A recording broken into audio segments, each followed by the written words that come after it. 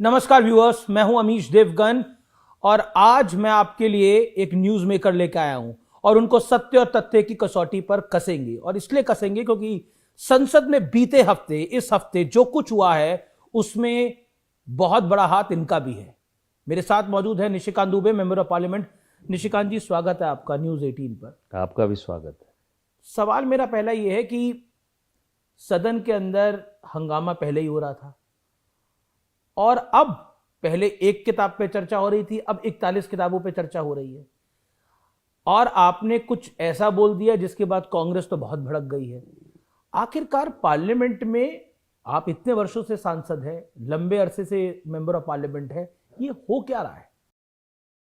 देखिए, पहली बार एक ऐसा urban Naxal leader of the position मुझे समझ में आ रहा है, क्योंकि मेरा ये चौथी बार। को आप अर्बन नक्सल कह रहे हैं, क्यों? आप ये देखें कि पार्लियामेंट फोरम क्या है, बातचीत करने का, अपने बातों को कहने का, जनता के मुद्दे उठाने के, गुंडागर्दी करने का तो नहीं है, या उसको बंधक बनाने का तो नहीं है। एक व्यक्ति के कारण, केवल एक व्यक्ति के कारण, राहुल गांधी जी के कारण पूरी की पूरी संसद जो है वो ठप है।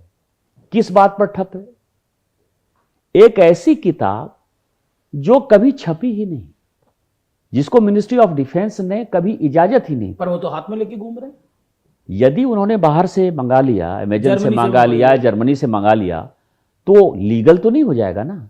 यदि दाऊद इब्राहिम की कोई जीवनी लेकर कोई घूमने लगे और यदि भारत में वो बैन है तो वो उनका हिसाब है। तो मेरा ये मानना है कि 1954 के आर्मी एक्ट के तहत कोई भी आर्मी का अफसर कोई किताब बिना डिफेंस मिनिस्ट्री की इजाजत के नहीं लिख सकता। यही लोकसभा के अध्यक्ष की रूलिंग है। दूसरा क्या है, इसमें एक टेक्निकल पॉइंट बहुत बड़ा है कि सही या गलत जी, लोकसभा के अध्यक्ष ने यदि कोई रूलिंग दे दी कि इसके ऊपर कोई चर्चा नहीं होगी तो उसके पर चर्चा नहीं होती, वो आगे बढ़ जाते हैं। ऐसी किताब में क्या है? राहुल गांधी जनरल नरवणे के हवाले से कुछ कहना चाहते हैं, उन्हें अगर उन्हें बोल लेने दिया जाता तो क्या हंगामा मच जाता?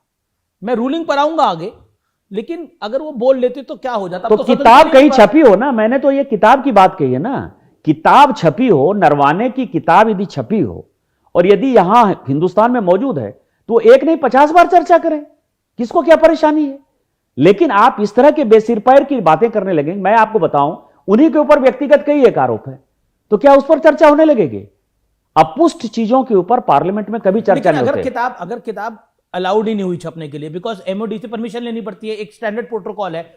हम 71 की वॉर की कई किताबें जानते हैं जो छपी नहीं, क्योंकि एमओडी ने क्लियर नहीं करा, आर्मी ने क्लियर नहीं करा। लेकिन इस परिस्थिति के अंदर वो किताब छपी कैसे? नहीं। ये किताब राहुल गांधी के हाथ में कैसे आई? ये पब्लिशर ने छापी कैसे? ब्लेम तो पब्लिशर पे भी आएगा ना। नहीं, पब्लिशर पर ब्लेम आए। वो किताब ओरिजिनल है या नहीं है? आपको पता है कि वो संविधान दिखाते थे कई एक जगह, आपको ध्यान है ना कि एक बार एक से कहा कि संविधान जरा खोल के दिखाओ, तो उसमें कुछ नहीं था, ऊपर केवल खाली था। तो हो सकता है कि वो भी किताब जो है वो खाली हो। राहुल गांधी की जो विश्वसनीयता है इस देश में, उसके बारे में कोई चर्चा नहीं कर सकते आप। लेकिन सवाल यह है कि यदि इस तरह के बेसिर पैर की चर्चा होने लगेगी तो मैं आपको, जब वाजपेयी जी का दौर था तो मैं आपको बताऊं कि एक न्यूज छपा कि कोई पॉलिटिशियन जो है वो पॉलिटिशियन का बेटा अरेस्ट हो गया। कई एक लोग कहते हैं कि वो राहुल जी हैं, हम इस चीज को नहीं मानते हैं। लेकिन यदि उसी के ऊपर चर्चा करने लगे कोई भारतीय जनता पार्टी का सांसद, तो क्या उनको अच्छा लगेगा? कोई चीज यदि अब आपने जिन जिन चीजों की चर्चा करी उससे तो तूफान ही खड़ा हो गया ना। आपने जो जो बोला मैं उसमें आऊंगा, लेकिन आपने संसद में नियमों का उल्लेख किया, तो क्योंकि सत्य और तथ्य की कसौटी पे आपको भी कसा जाएगा। इसमें नियम 349 बड़ा इंपॉर्टेंट है, जो कहता है कि जिन पत्रों, किताबों, अखबार का संबंध चर्चा से ना हो उन्हें मेंशन नहीं किया जा सकता। लेकिन विपक्ष का आरोप है कि आप अपने पक्ष से नियमों को अपनाते हैं। यानी कई बार प्रधानमंत्री, गृह मंत्री जेपी नड्डा चर्चा कर लेते हैं विषयों के ऊपर और केंद्रीय मंत्री भी चर्चा कर लेते हैं, लेकिन और उनका कोई संबंध नहीं होता, लेकिन वो अलाउड होता है क्योंकि राहुल गांधी बोल रहे थे, सरकार को घेर रहे थे, इसलिए उनको अलाउ नहीं किया गया। देखिए, इसमें दो चीजों पर जाना पड़ेगा जी। ये जो किताब है ना, किताब कोट करने में कोई परेशानी नहीं है। दिक्कत जो स्पीकर की रूलिंग है कि जो किताब छपी नहीं है वो बेस सिर पैर की बात आप कैसे कर सकते हैं? 349 वो कहता है। अब मैं आता हूं विषय पर कांग्रेस कह रही है कि speaker is acting on the behest of Bharatiya Janata party. Speaker neutral हैं। यदि उनको कांग्रेस इज सेइंग दिस, यदि कांग्रेस कुछ भी आरोप लगा दे, किसी स्पीकर के ऊपर आरोप लगा दे, तो वो उनकी अपनी मजबूरी हो सकती है। लेकिन मैं आपको कह सकता हूं, किताब पर यदि आप आएंगे तो किताब पर जो छपी हुई किताब है और जो लिखा है किसी राइटर ने कि ये बात ऐसे हुई, ये बात ऐसे हुई, इतिहास के पन्ने तो बदले नहीं जा सकते ना। इतिहास तो इतिहास है। अच्छा, पंडित नेहरू पर कई बार किताबों का हवाला देके प्रधानमंत्री जी ने हमला किया है। वो किताब है ना, वो किताब छपी हुई किताब है, छपी हुई किताब। देखिए ये फर्क जनता को समझना चाहिए, ये फर्क आपको भी समझना चाहिए। एक ऐसी किताब जो कहीं मौजूद नहीं है, जो छपी ही नहीं है, भारत सरकार ने उसकी इजाजत ही नहीं दी। और केवल भारत सरकार ने, ऐसा नहीं है कि केवल वो नरवाने साहब जो है उसके लिए एक्सेप्शन है। थिमैया साहब की किताब नहीं छपी है, करियप्पा साहब की किताब नहीं छपी है, मानिक साहब की किताब नहीं छपी है, जनरल कौल की किताब नहीं छपी है। हजार ऐसे मैं आर्मी के अफसर बता सकता हूं। इवन जब जनरल वीके सिंह की किताब छपी तो जनरल वीके सिंह, और मैंने ये कहा है ऑन फ्लोर, मतलब रिकॉर्ड में कहा है, प्रेस कॉन्फ्रेंस में कहा है कि जनरल वीके सिंह कई एक बातें, मार्शल लॉ कैसे लागू होगा, जो ट्रूप्स का मूवमेंट था उसके बारे में वो प्रधानमंत्री, आपको पता है कि उनकी एज जो है वो कम थी, उसके बावजूद भी उनको एक्सटेंशन नहीं दिया था यूपीए की गवर्नमेंट ने। उन्होंने एके एंटनी के ऊपर बहुत आरोप लगाए थे, उन्होंने डॉक्टर मनमोहन सिंह जी के ऊपर आरोप लगाए थे, हमारे वो सांसद थे, हमारे वो मंत्री थे, लेकिन उन सारे चीजों को मिनिस्ट्री ऑफ डिफेंस ने इजाजत नहीं दी।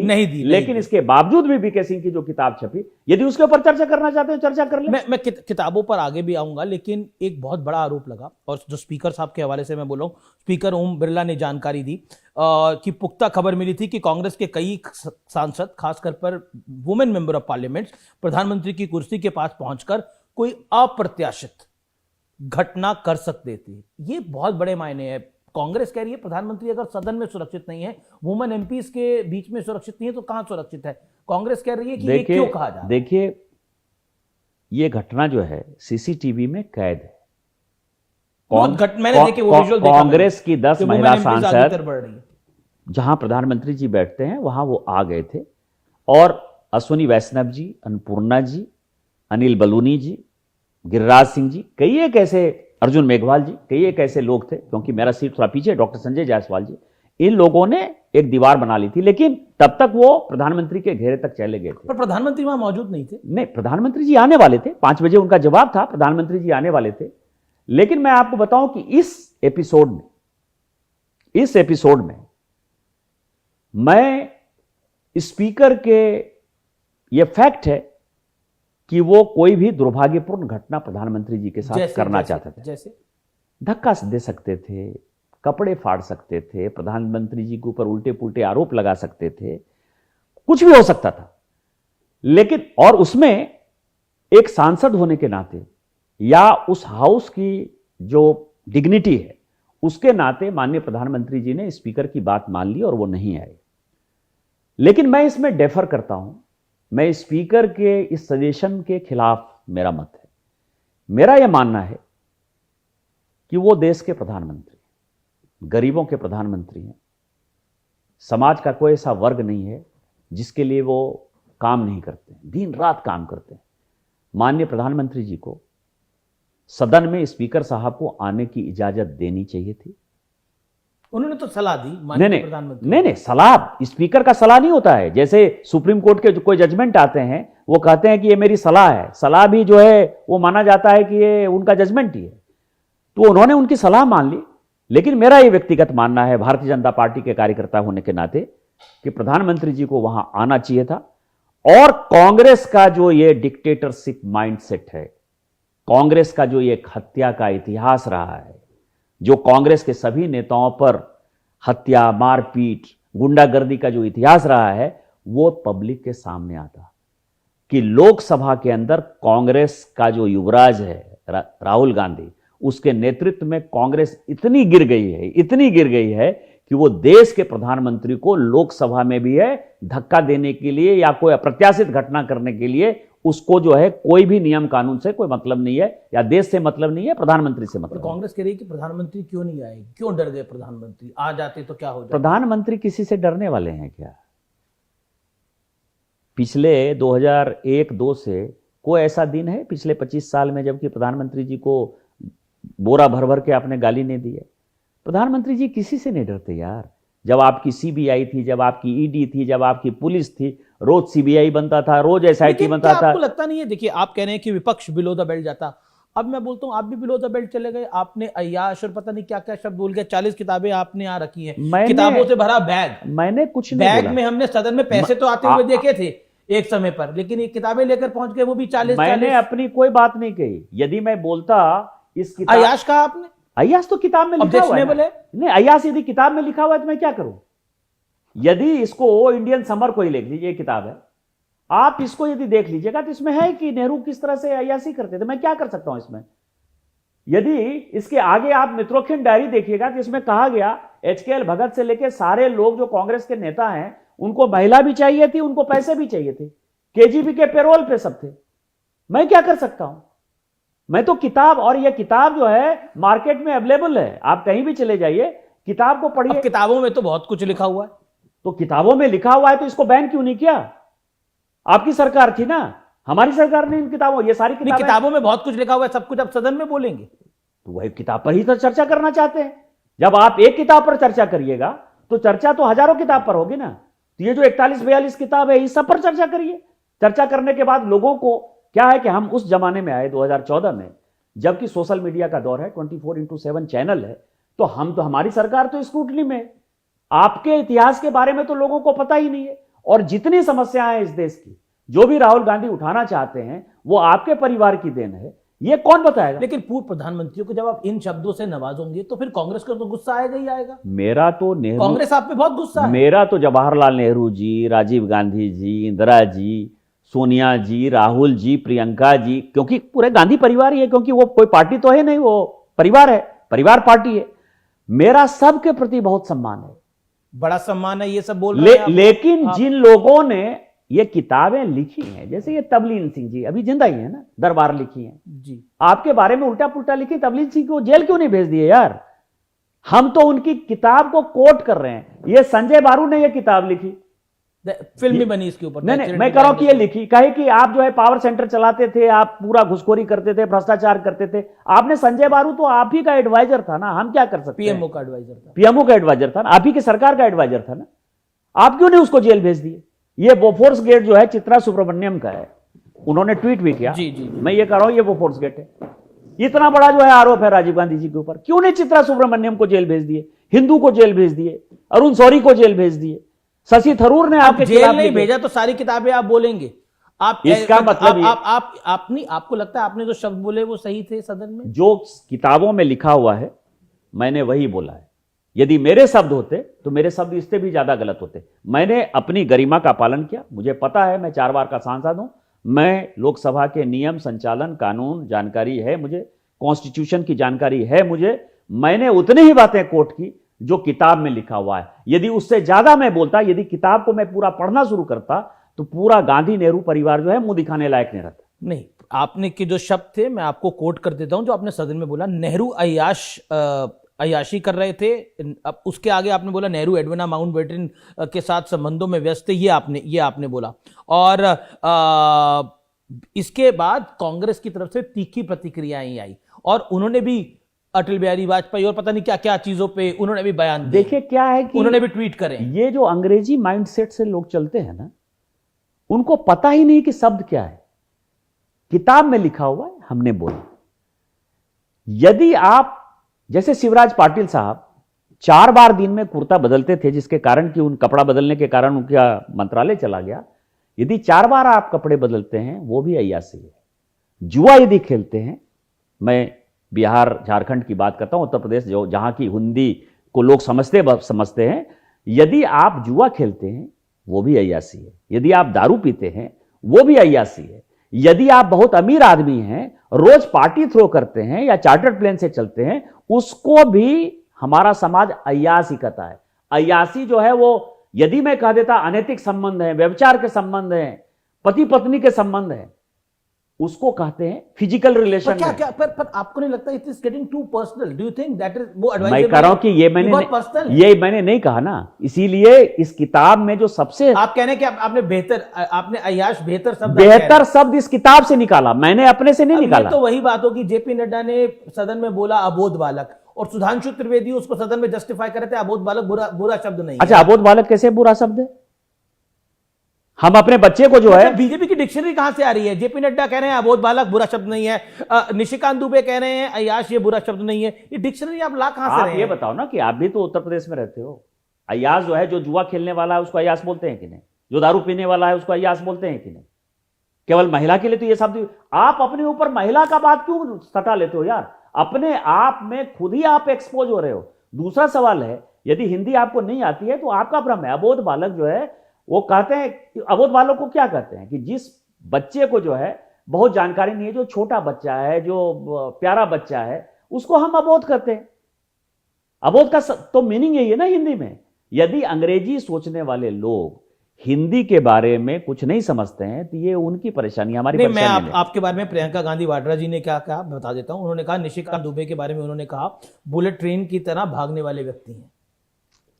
तो बुलेट का जमाना है ना। अभी इस बजट में भी जो है 8 हमने जो है एरिया को चिन्हित किया है। Don't you think you have personally hit Gandhi? आपने पर्सनली हिट किया गांधी को?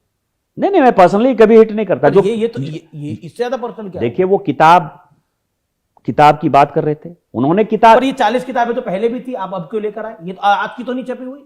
तो नरवाने का भी जो कहानी है, जब छपी ही नहीं तो जब छप जाएगी तब आप चर्चा करिएगा। आप बेसिर पैर की क्यों बात करेंगे? आप बेसिर पैर की बात करेंगे, हम सिर पैर की बात करेंगे। अब मैं दूसरे सवाल पे आता हूं। प्रियंका गांधी ने बोला कि स्पीकर के पीछे छुप रहे हैं प्रधानमंत्री नरेंद्र मोदी जी। आपका टेक इसके ऊपर? मैंने क्या कहा?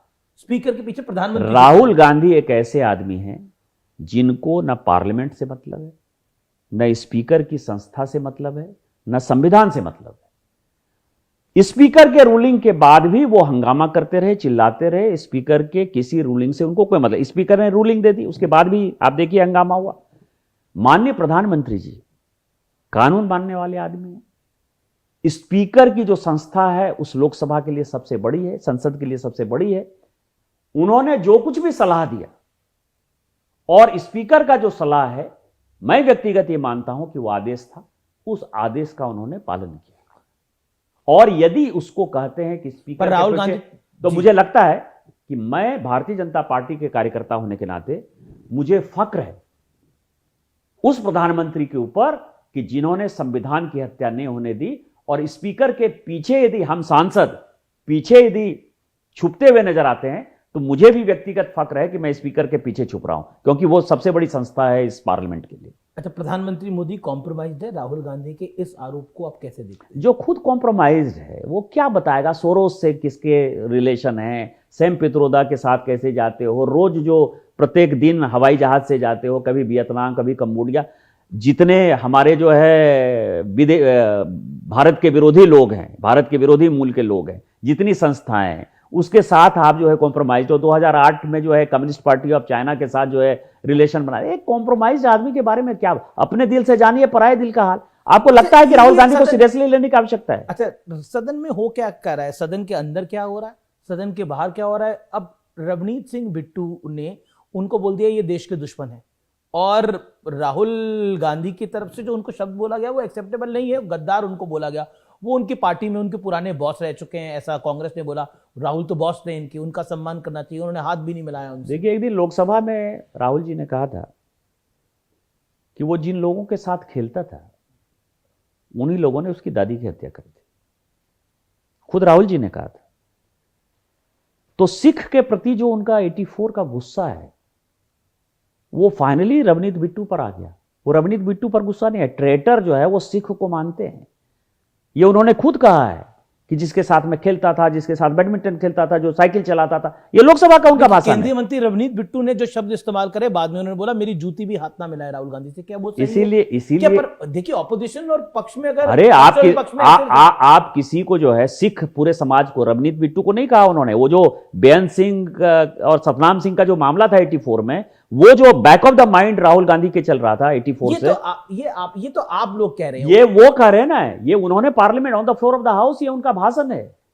और जो दुश्मन होगा, जिसको कि आप कह दोगे कि ट्रेटर हो, देशद्रोही हो, तो वो जो है उसका जूता जो है हाथ मिलाएगा। वो शहीद परिवार का लड़का है, सरदार बेअंत सिंह जो उसके दादा हैं, उन्होंने जो है पंजाब को बचाने के लिए अपनी कुर्बानी दी है। एक शहीद परिवार का बच्चा जो है जूता उसका भी हाथ नहीं मिलाएगा, ऐसा ही कहा उसने।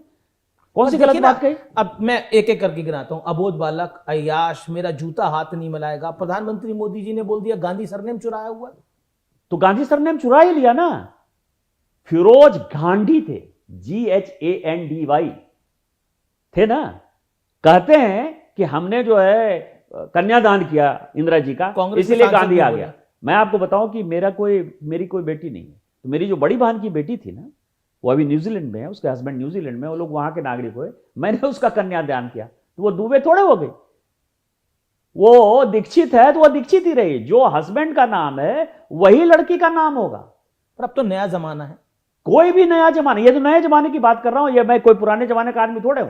मैंने तो अभी कन्यादान किया है। नहीं, पर अब देखिए ना, ये पार्लियामेंट का स्तर कहां जा रहा है। देखिए, मैंने भी इन शब्दों का अब गांधी सरनेम पर सवाल आप खड़ा करें। सबको पता है राहुल गांधी, इंदिरा गांधी, राजीव गांधी, ये सब मतलब। देखिए क्या है कि आप कई लोग तो कहते हैं महात्मा गांधी से गांधी लिया हुआ था। तो यदि गांधी सरनेम हो गया और कन्यादान से हो गया, तो अपने आप को वैश्य क्यों नहीं कहते हैं जो ब्राह्मण कहते हैं? किस बात के लिए आप ब्राह्मण हो गए? यदि गांधी सरनेम से इतना ही प्यार है और कन्यादान कर दिया और आपको लगता है कि हम महात्मा गांधी के जात के हो गए या उनके परिवार के हो गए, तो उनके परिवार के जो लोग हैं तुषार गांधी से लेकर राजमोहन गांधी तक तो वैसे ही है ना, बनिया ही है ना। तो ये क्यों जनेऊ पहन के कहते हैं कि हम ब्राह्मण है? किस बात के लिए ब्राह्मण हो गए? कौन है ब्राह्मण आपके यहाँ? आपके फादर ब्राह्मण कि आपके दादा ब्राह्मण? कौन है? नाना। नाना से कोई मतलब नहीं होता है। या हमारे हिंदू धर्म में यह माना जाता है कि लड़की की, जिसे लड़की पानी की तरह, उसकी जिसके साथ शादी होगी उसका वही कास्ट होगा। यदि ऐसा नहीं होता तो मीरा कुमार के जो बच्चे हैं वो शेड्यूल कास्ट हो जाते, क्योंकि मीरा कुमार के जो फादर हैं वो शेड्यूल कास्ट है। मीरा कुमार उनकी लड़की थी तो शेड्यूल कास्ट है। लेकिन जब उन्होंने शादी की है कुशवाहा से, तो उनके बच्चे तो एलिजिबल ही नहीं है ना शेड्यूल कास्ट होने के लिए, इसलिए चुनाव नहीं लड़ पा रहे सासाराम से। देश का संविधान भी यही कहता है और भारत का सनातन धर्म भी यही कहता है। मैं आपने सनातन धर्म की बात करी, संविधान की बात करी, तमाम तरह की आपने बातें करी, लेकिन एक और विषय है, मैं उस पर ध्यान आपका आकर्षित करना चाहता हूं। एक फिल्म आई है घूसखोर पंडित, उसको लेके बड़ा विरोध हो रहा है। ब्राह्मण समाज विरोध कर रहा है, क्षत्रिय समाज भी विरोध कर रहा है कि घूसखोर पंडित ही क्यों होगा। आपका इस पर क्या टेक है? सही तो कह रहा है। आज मुझे मनोज जोशी आए थे, जो चाणक्य का जो है मंचन करते हैं। आज उन्होंने कहा कि उनकी पहली फिल्म थी जिसमें शाहरुख खान भी एक्टिंग करते थे, बिल्लू बार्बर, लेकिन सेंसर बोर्ड ने कहा कि बार्बर को हटा दो, तो ये बिल्लू फिल्म आई। तो आप किसी जाति को जो है क्यों ठेस पहुंचाने की कोशिश करोगे? जो कोई भी इस तरह की घटना करे, चाहे कोई भी हो, आप उसको जो है बिल्लू कुशवाहा बना दोगे या घुसखोर कुशवाहा बना दोगे, घुसखोर कुर्मी बना दोगे, घुसखोर राजपूत बना दोगे, सारा समाज रिएक्ट करेगा। सभी को अपने समाज के लिए प्राइड है। और जो भारत है, इस भारत में जाति एक सत्यता है। लेकिन घूसखोर पंडित में एक वर्ग का ये कहना है कि घूसखोर पंडित अभी कह ही दिया तो सब पंडित थोड़ी घूसखोर हो जाएंगे। ये तो फिल्म है, ये तो बोलने की आजादी है, दिखने की आजादी है, लिखने की आजादी है। आप ये सारी बातें जो है हिंदुओं के ऊपर ही क्यों लागू करते हो? आप कुछ बातें जो है माननीय मोहम्मद साहब के लिए भी बोल के दिखा दो, मैं मान जाऊं, उसके बाद आपका सर बच जाए। आप सनातन पर ही क्यों अटैक करते हो यार? आप जातिगत व्यवस्था पर क्यों अटैक करते हो? मैंने तो आपको बताया, आज ही बताया मैंने कि शाहरुख खान जिस फिल्म में थे बिल्लू बार्बर में, बार्बर हटा दिया गया। तो ये गलती है और मुझे लगता है कि तो सरकार तो आपकी है, सेंसर बोर्ड में भी आप ही के लोग बैठे हुए जिन लोगों ने भी किया गलत किया। मैं खुद आईटी कमेटी का चेयरमैन हूं। मैंने कहा है आज की इसके ऊपर जो है मेरी कमेटी जो है इसके ऊपर चर्चा करेगी। जब अगली कमेटी बैठेंगे हम 24-25 को हम बैठने वाले हैं, तो हम तो पूरे मंत्रालय को बुलाने वाले हैं कि इस तरह के कौन से लोग हैं जो उनको भारत की सामाजिकता के बारे में नहीं पता है, जातिगत व्यवस्था के बारे में नहीं पता। जी, मैं वापस लौटता हूं किताबों वाले मुद्दे के ऊपर। क्या आपको लगता है किताब की लड़ाई भी और आगे बढ़ेगी? आप और इसको आगे बढ़ाना चाहते हैं? नहीं, मैं आगे नहीं बढ़ाना चाहता हूं।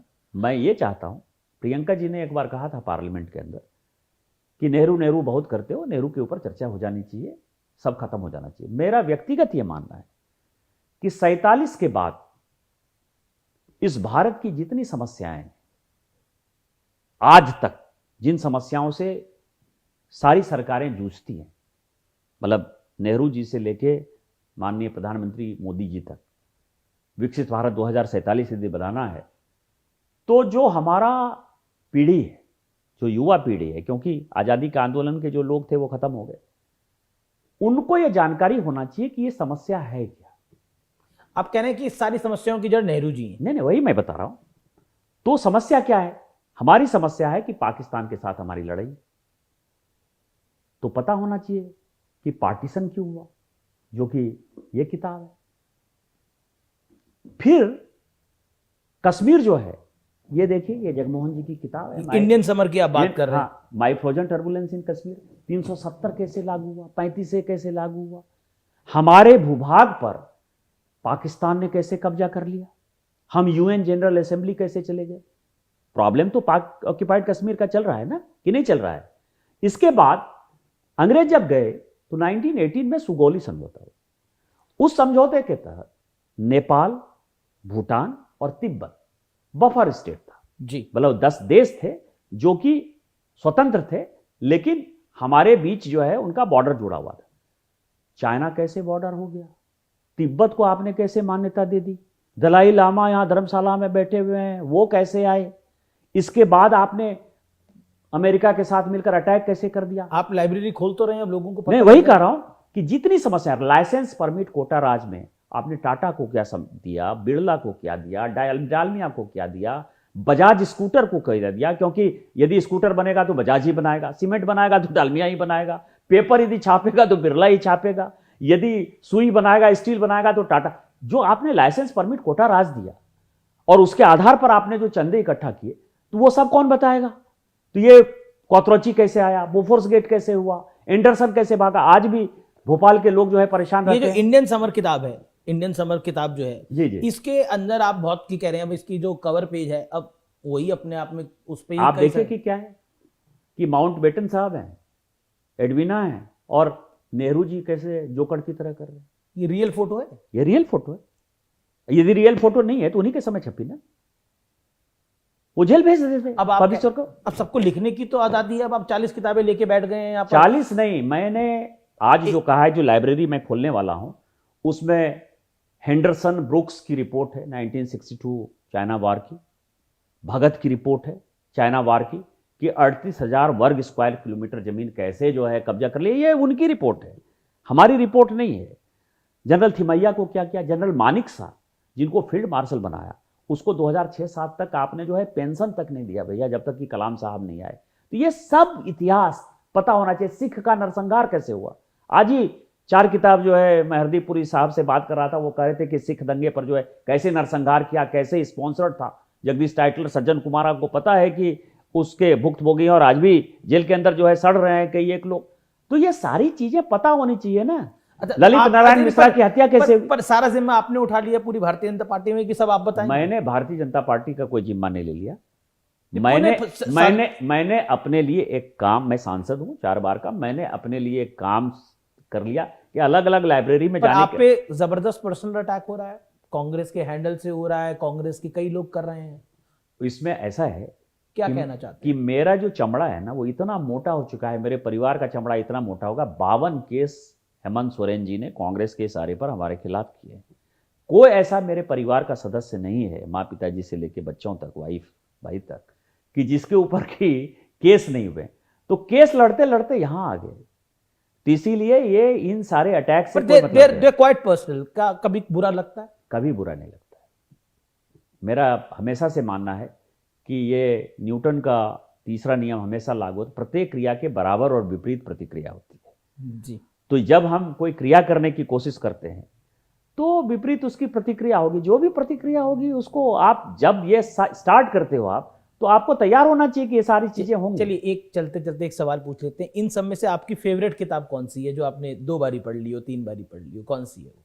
मेरी कई एक किताबें हैं, वो कुछ किताबें एक ही बतानी है। नहीं, मैं कह रहा हूं कि जो नेहरू अनटोल्ड स्टोरी है 90, चूंकि मैं उसके जब मेरे बच्चे जो है बाहर पढ़ते थे तो मैंने वो किताब जो है लंदन में, क्योंकि यहाँ वो किताब बैन है, तो वो मेरी सबसे फेवरेट किताब है। और मैं कोशिश करूँगा कि जब फिर मेरे बच्चे कहीं जाएं तो वो उसको किसी तरह से लेकर मैं आऊँ, क्योंकि वो लाइब्रेरी का पार्ट होना चाहिए।